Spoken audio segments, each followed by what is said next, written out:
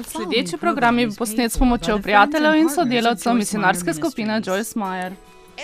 Vsaka Božja beseda je napolnjena z močjo in posvečuje. Ko pride do vašega uma, prebudi tudi srce in duha. To je kot majhna eksplozija, ki začne odstranjevati prepreke na poti. In na to začnete moliti. In tukaj je molitev.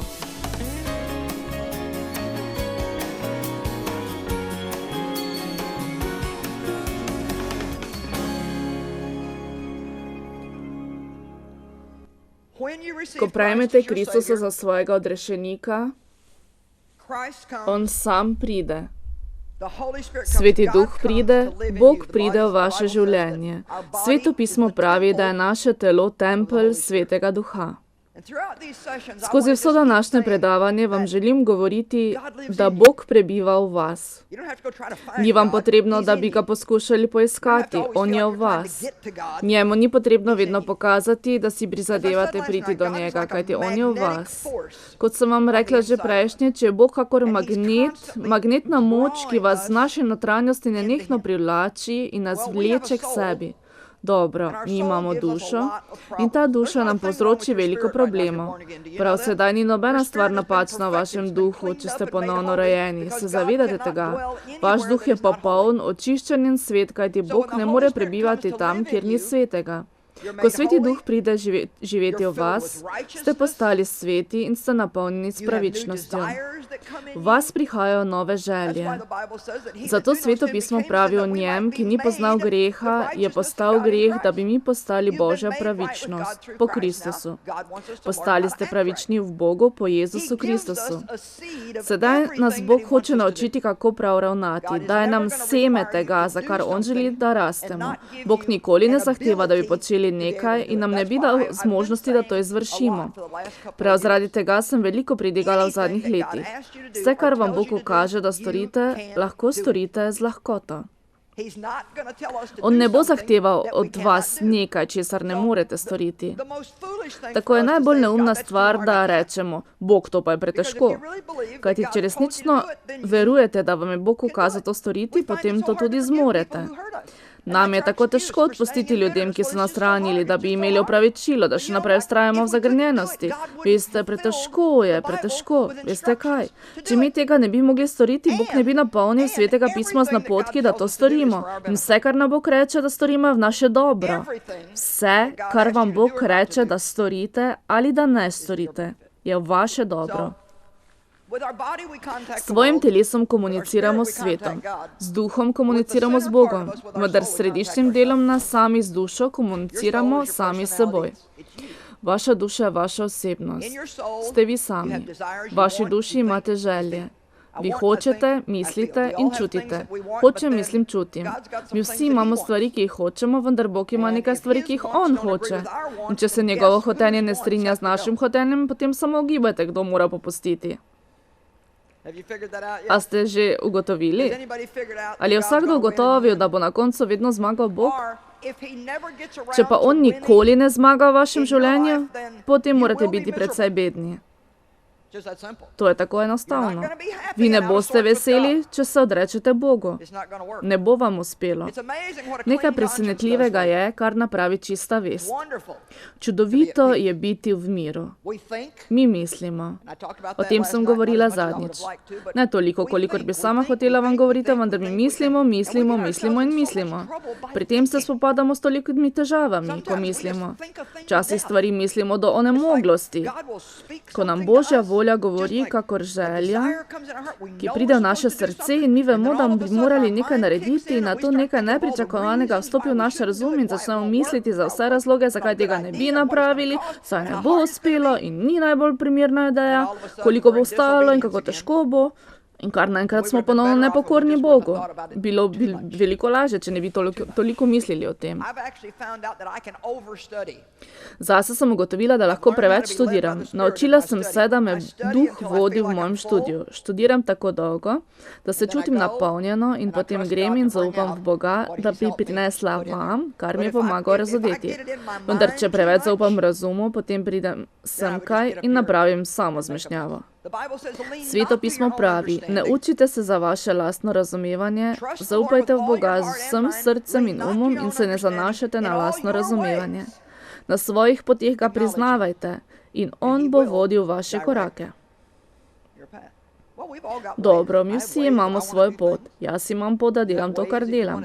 Vi imate poti, ki jih želite početi, vendar Bog bo imel svojo pot ali pa stvari ne bodo delovale v našem življenju. Spreobrnjenje in sprejemanje Kristusa označujeta začetne premike duše k Bogu. In za čimer stremi Bog je opisano v Svetem pismu, ko nas vabi k združitvi in edinosti z njim. Včasih je poudarjena zakonska zveza, ko mož zapusti svojega očeta in mater in dva postaneta eno. Bog hoče biti eno z nami. Edinost. Bog hoče, da postanemo eno z njim. To pomeni, da podobno mislimo, da si želimo iste stvari. Jezus je rekel, jaz samo govorim, kar slišim svojega očeta. Jaz samo delam to, kar vidim, da dela oče. Če ste videli mene, ste videli očeta. Vse, kar je njegovo, je moje in kar je moje, je njegovo. To je edinost, ki vam daje moč. V trenutku, ko prejmete Kristusa za odrešenika, stopite na pot življenjskega potovanja. In vi boste na tem potovanju celotno življenje. Ni tako pomembno, da dospete do popolnosti, ko vas Gospod pokliče k sebi, kakor da se neprestano premikate, da se vedno znova usmirjate proti Bogu in da vsakdo stori vse, za kar verjame, da ga je Bog prosil storiti ali pa ne storiti. Bog vas ne bo vprašal, da nekaj storite in vam ne bi dal moči, da bi to izpeljali. Bog vas ne bo prosil, da nekaj storite in vam ne bi dal moči to izpeljati. Če začutite, da vam Bog govori, da se morate odtegniti nekaterim stvarem ali svojim prijateljem, potem morate to storiti, kajti ti vas zastrupljajo, vašo dušo in niso dobri za vas. Vlečejo vas navzdol, spravijo vas skušnjavo, za vas ni dobro, da greste na napačen kraj in se pletate v napačne stvari. Dajte no. Vi veste, da Bog deluje po vas, vendar na to mislite, da boste osamljeni. In da ne boste imeli nobenega prijatelja. In na to razmišljate, da ne bi radi ranili njihovih čustev. Tako kljub vse neumnosti še naprej poslušate Boga, tudi če boste za kratek čas izkusili samoto. Vendar veste kaj? To niti ni tako slabo. Ko nimate nobenega več, boste v resnici spoznali Boga zelo dobro. Poslušajte me. Če boste ob pravem času žrtvovali, kajti če žrtvujete stvari, ki se jih oklepate in vas napravijo bolne, vas bo sicer malo bolelo in se boste v duši počutili nelagodno. Vendar na to pride vstajenje. Po smrti pride vstajenje. Nekateri izmed vas se preveč ozirate na to, kako ljudje mislijo o vas. Moj Bog, sama sem šla skozi to. Ugled in še enkrat moj ugled. Kaj bodo ljudje rekli? Veste kaj? Vi morate umreti vašemu ugledu in priti do točke, ko se ne ozirate več na to, kaj drugi mislijo. Dobro, mogoče boste nekaj časa izkusili resnično bolečino. Vendar bo čez nekaj časa določena svoboda. Ko ne boste imeli več potrebe, da bi na kogarkoli naredili vtis. O moj Bog, to je tako čudovito, da ste zmožni biti to, kar ste. Ni vam potrebno preveč skrbeti o tem, kaj si mislijo ljudje. Ni potrebno nenehno potrejevanje, da bi naredili vtis, ali z njimi tekmovali, ali se z njimi primerjali. Vendar bi vam vseeno rada povedala, da sem bila odrešena v ponedeljek in v torek je bilo že vse v redu. Vendar to ni res. Življenje je potovanje. In to dolgo potovanje. Včasih mislim, da je mogoče to začetno potovanje najtežje zaradi nekaterih razlogov. Prvič, mi nismo navajeni delati stvari, ki jih hočemo opravljati in se moramo temu privaditi. In drugič, na začetku še ne vemo veliko in se moramo v tej smeri izobraževati. Ko delim svoje izkustvo z vami, vam bo to, upam, da koristilo. Kajti mi ne moremo sodelovati z Bogom, da poskuša delovati v našem življenju, če ne razumemo popolnoma vsega, kar on poskuša storiti. Zaradi tega mislim, da je začetni del poti mogoče najtežji.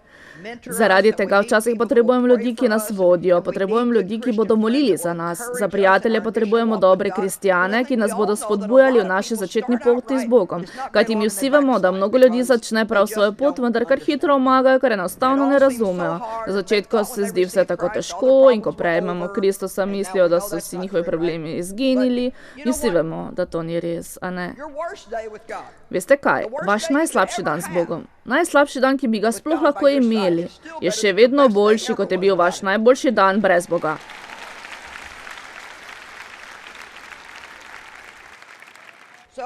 Tako mi vstopimo na naše potovanje, vendar so prepreke na poti. Duša je zanimiva stvar, ker Bog hoče uporabiti našo dušo, vendar hudič prav tako hoče uporabiti našo dušo.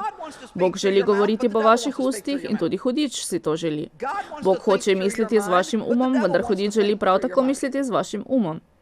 Bog želi ravnati po vaši volji. On želi, da je vaša odločitev naravnana nanj, vendar tudi hudič želi, da je vaša odločitev naravnana nanj. Tako se mi znajdemo sredi vojne. Včasih čutimo, da nas vedno vleče v dve različni smeri. Povedala vam bom, da s časoma postane enostavnejše. Vsakič, ko naredite odločitev za Boga in naslednjič bo ta odločitev za Boga malo lahkotnejša. In vsaka nadaljna odločitev za Boga nekako pomnoži posledice vaših čustev, ker boste videli uspeh. In sedaj, po 32-33 letih, ko sem resna študentka Božje besede in učim Božjo besedo in je Bog resnično središče mojega življenja, sedaj zame ni več tako težko bogati Boga tudi v težkih stvarih, vendar je včasih bila to zame prava nočna mora. Vidite, slišali ste me že pripovedovati zgodbo, kako sem odpeljala končno nazaj na kupovalni voziček. Ampak to je trajalo 2 leti.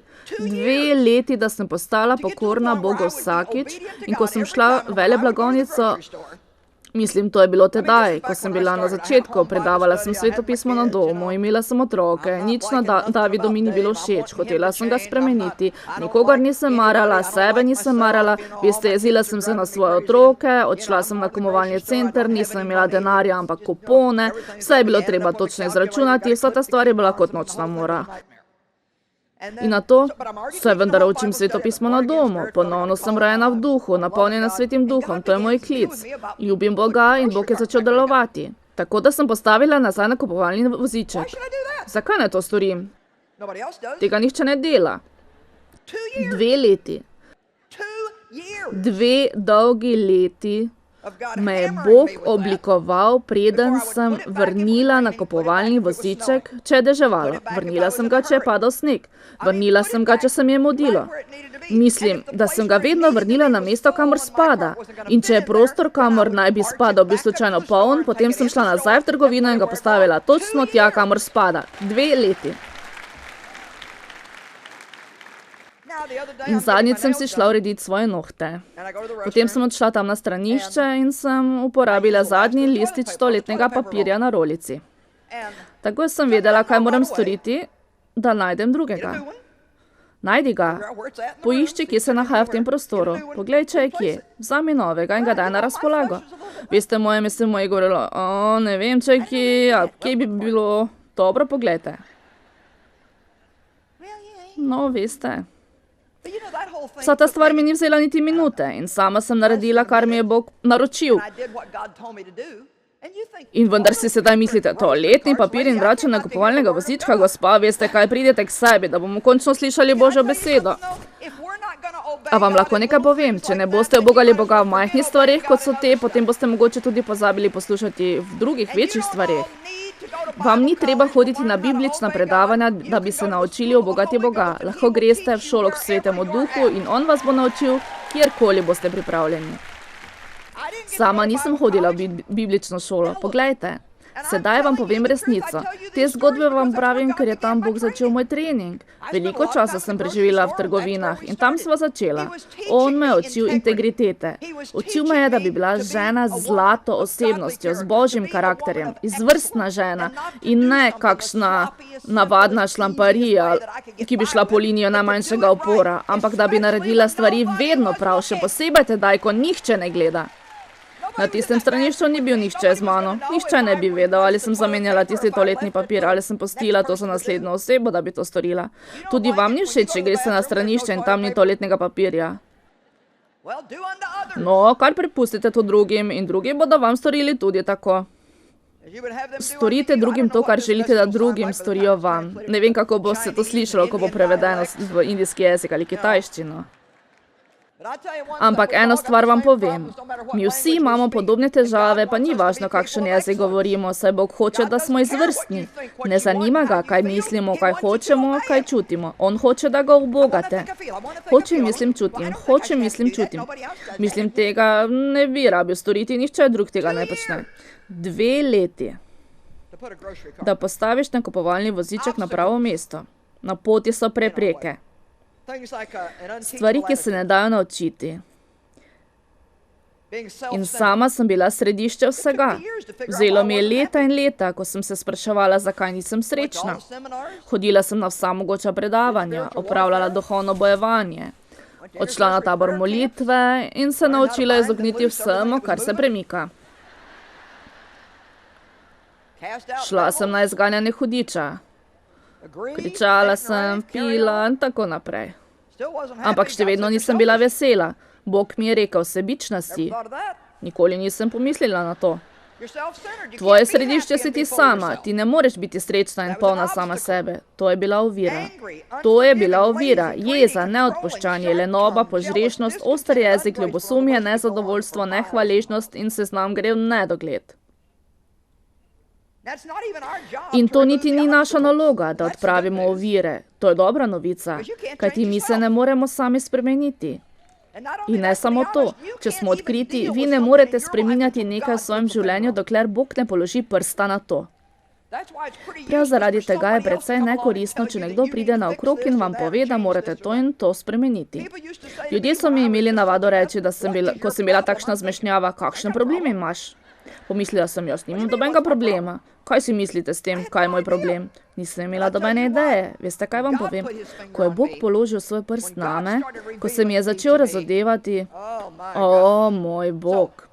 Torej, ko Bog položi svoj prst na nekaj, je edina stvar, ki jo lahko storimo, da se strinjamo z Bogom. Bog, predam se ti. Ti imaš prav, jaz nimam prav. Brez opravičila. Opravičila se bodo pojavila na vaši poti. Brez opravičil. Kriva sem. Sedaj te prosim, da me spremeniš. Druga stvar, ki jo lahko napravite, da študirate Božjo besedo na področju, kjer vas Bog spreminja. Če vas Bog spreminja v vašem jeziku, potem premišljujte Božjo besedo o jeziku. Če vas Bog spreminja v vaši sebičnosti, potem premišljujte Božjo besedo o sebičnosti. Božja beseda je drugačna kot druge besede. To je Božja beseda. Vsaka beseda je napolnjena z močjo in posvečenjem.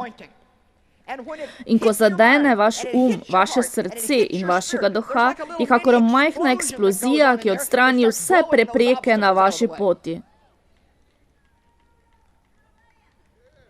In na to molite.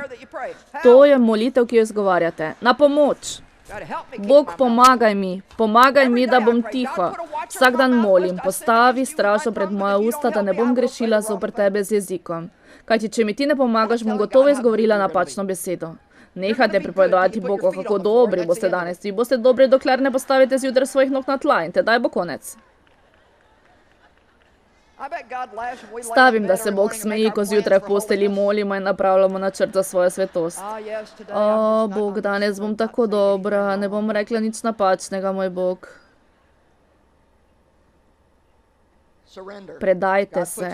Bog položi svoj prst na nekaj in vi se predate. Filipljanom 1:6. Prepričan sem, da bo on, ki je začel vas dobro delo, to delo dokončal do dneva Kristusa Jezusa.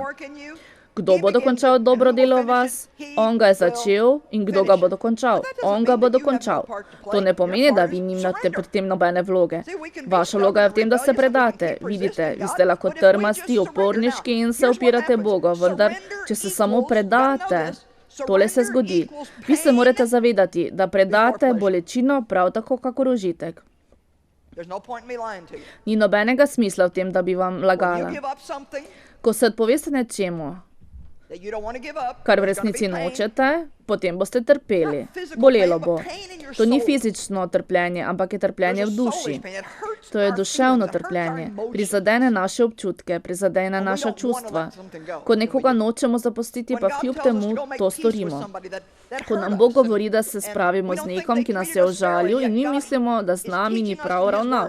In Bog nas po svoji besedi uči, da jih celo ljubimo in da naj ne govorimo nobenemu, kaj so nam napravili, ter da nadaljujemo z molitvijo za njih. To je tako, kot bi rekli, ravnodušno predajte bolečino pred ugodjem. To je dober napotek. Napišite si ga na oglasno desko, na zid. Ravnodušno predajte svojo bolečino pred ugodjem. Bog mi je naklonil veliko takšnih stvari v preteklih letih. Neko drugo, ki mi jo je dal že dolgo tega, ko sem preizkušala delo mesa in ga izenačila s frustracijo. V trenutku, ko sem začela delovati po mesu in sem Davida hotela spremeniti, sem samo postala frustrirana. In ko sem želela spremeniti svoje otroke, sem postala zafrustrirana. Zakaj? Ker sem pustila Boga zunaj tega preračunavanja. Nisem stopila k Bogu in rekla, Bog, nikogar ne morem spremeniti. Sedaj molim za njih in Bogu zaupam, da jih On spremeni. Predaja pomeni, da grem in se odpovem nečemu, za kar mislim, da hočem, vendar pa v resnici Bog ve, da to ne bo najboljša stvar zame. Moja prijateljica ima rada počitnice in predvsem križarjenja. Letos jo je nekdo vprašal, če bi šla na križarjenje z njimi, kajti imajo 2 prostora še na razpolago. Tako ni dobila samo križarjenja, dobila križarjenja in to zastonj.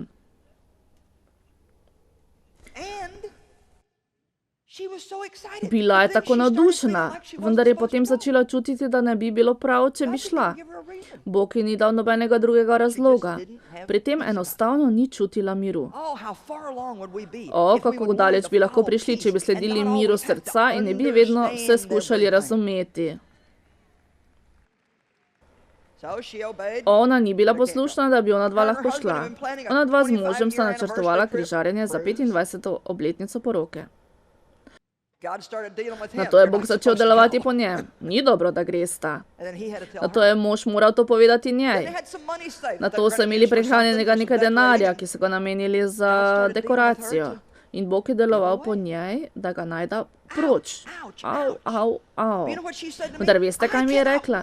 Nestrpno čakam, kaj bo storil Bog iz tega. Vidite, takšno držo bi si morali priboriti. Ko vas Bog vpraša, da predate nekaj, se morate navdušiti, kajti nekaj boljšega prihaja na mizo, nekaj, kar niste niti mislili, da boste prejeli. Takšno življenje moramo živeti, namesto da vzdihujemo. Ne morem verjeti, da mi Bog tega ne pusti. Bog mi ne pusti nobenega veselja, ne verjamem, da je to krščanstvo, ne moreš imeti nobenega veselja.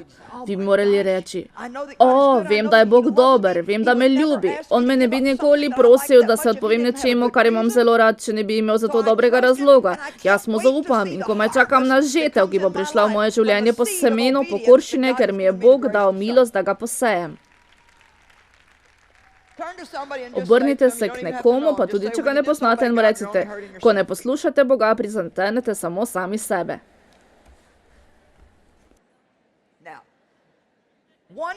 Biti eno z Bogom, dospeti do edinosti, do harmonije z njim. Koliko izmed vas razume, kaj mislim s tem? Ko rečem, da smo eno z Bogom. Da smo v edinosti z Bogom, da dopustimo uravnavati svoj z njegovim, da dopustimo uravnavati svoj jezik z njegovim, da dopustimo uravnavati svojo zabavo z njim, da dopustimo uravnavati svoj denar z njim in ne samo, da vzamemo Boga zjutraj, v nedeljo zjutraj z majhne škatlice za 45 minut in ga potem posadimo nazaj na polico. Ne. Ne gre tako. Če je to, kar hočete, potem ste danes v napačnem mestu in bi morali hitro iti v drug prostor. Ravnodušno predajate tako bolečino, kakor užitek. Vendar veste, kaj vam povem? Danes sem srečna in to tako, da komaj prenašam. Vi ne veste, koliko let sem se počutila bedno. Vi ne veste, koliko let sem bila bedna kristjanka. Ne veste, koliko let sem bila bedna pridigarka.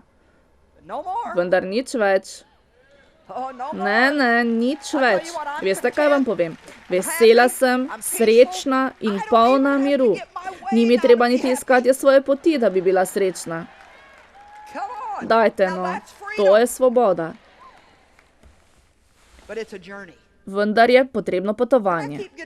Sama jo še naprej preizkušam. Toaletni papir je pomenil tako preizkušnjo. Ni mi mar, kar si mislite o tem, to je bila preizkušnja. Bog me je samo preizkusil, da bi vedel, ali še vedno delaš na tem, Joyce. Koliko izmed vas se zaveda, da vas Bog preizkuša? Opravite svojo preizkušnjo sedaj, ker če ne, jo boste ponavljali.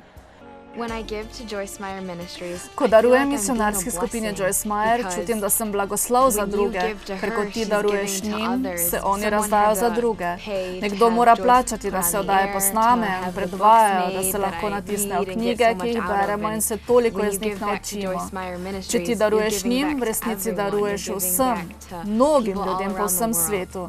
Biti partner misionarske skupine Joyce Meyer je zame priložnost povrniti za dobroto. Ti si tu. Predvajana oddaja je bila plačana s strani prijateljev in sodelavcev misionarske skupine Joyce Meyer.